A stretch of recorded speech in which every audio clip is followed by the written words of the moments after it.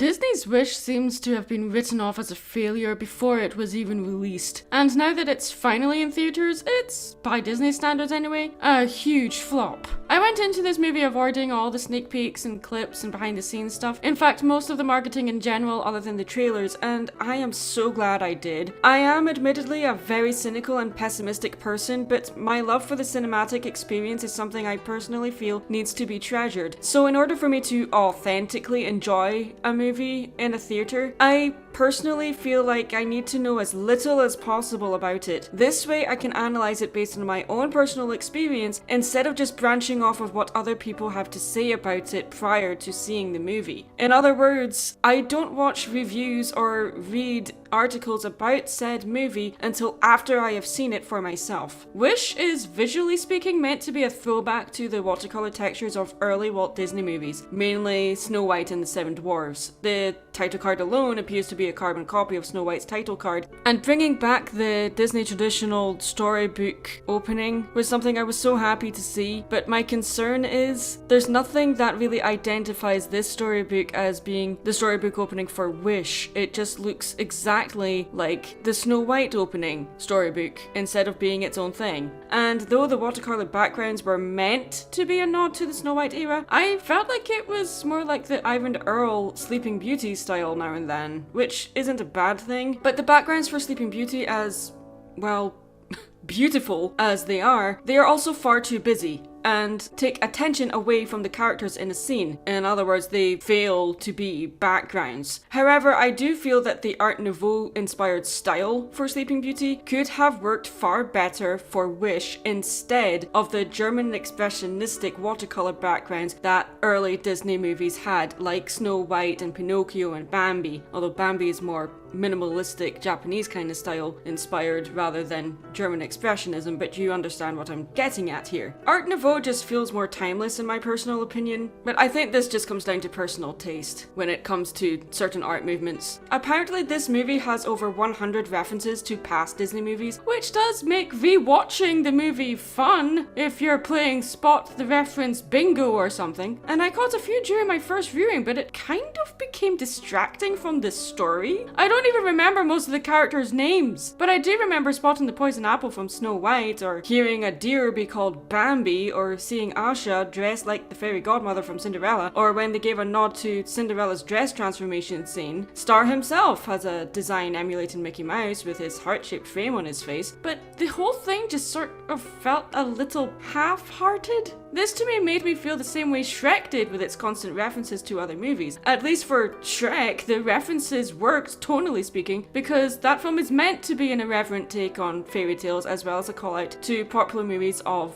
the time of the movie's release. The problem is that making these sort of references not only dates the movie but also alienates the audience who don't know what they're referencing in the first place. Hardcore Disney fanatics will probably appreciate these references far more than a general audience will, and they're nostalgia invoking moments, but when a reference makes you want to watch that movie instead of the one you're actually watching, it doesn't feel like a reference but more of a prod in the side to just stop watching and go watch the other movie that it's referencing. When you remember a reference more than the main character's name, like in my case, I had to look up the character's name while writing this script, that to me says this movie has a huge identity problem. It will instead be remembered for being Disney's 100th year celebratory movie, instead of the movie being about Asha, who is a 17-year-old girl standing up to a malevolent royal who controls his subjects of his kingdom by essentially taking their wishes away from them with the promise that it might be granted one day. Wish's very conception was based on being the film to celebrate the 100th year of Disney, instead of setting out to tell a cohesive story with a sincere message. I don't really know what the message was for Wish. Take away all the bells and whistles that are all the references to other Disney movies, and I don't think this movie can stand on its own without them. To me, Wish's biggest problem, and this is a problem with most if not all of Disney's marketing strategy, is that they release behind the scenes content before the movie's even been released, and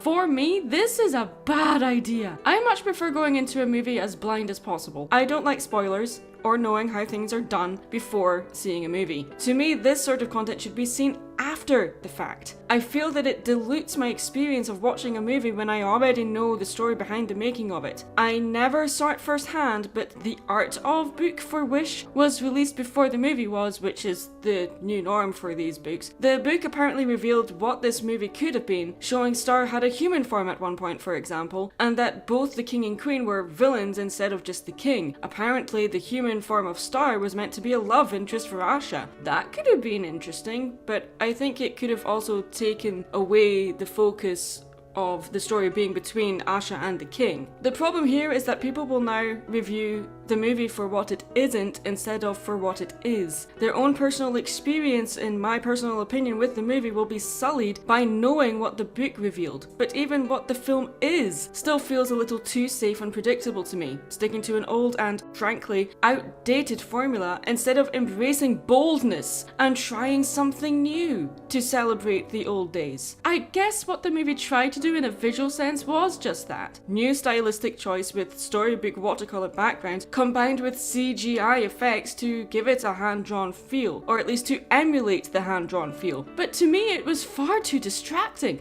and felt unpolished and unfinished in places. I feel that the backgrounds and characters just don't quite mesh together. If they wanted to call back to the storybook days of Disney, then do it for real. Make a watercolor 2D animated movie. I know people will say traditional real painted backgrounds is far too expensive and can't be done today. Disney's Lilo and Stitch was the first film to use watercolor backgrounds at Disney for over 60 years, a technique not seen from Disney since the release of Dumbo in 1941. Bambi had a more minimalistic approach to the backgrounds, which I also feel Wish could have done, especially in the forest scenes with the animals. Pixar's Paperman, which combined CG animation with hand-drawn rendering, was far more successful with its boldness than this entire movie was. If you want to see something combine the old techniques with the new, it's been done far better in other movies from other studios with a lower budget. Loving Vincent, for example, is a film about the artist Vincent van Gogh, which celebrates his life and his work with every single frame of the movie being a real oil painting, done in the same exact style as the artist's paintings. It's a real sincere study of the artist and his work. If a film that was mainly funded by a Kickstarter campaign can do it, then a multi-billion-dollar company like Disney has absolutely no excuse whatsoever for playing it so safe. Cuphead is another perfect example of celebrating the old techniques while also combining them with modern technology. Watercolor backgrounds mesh with 2D animation effects, including real stop-motion backgrounds. I feel that if Wish was meant to be a throwback to the watercolor textures of early Walt Disney, celebrating the old storybook ways, it should have been a traditional 2D movie instead of a CG 2D hybrid. The backgrounds are meant to serve as just that, backgrounds.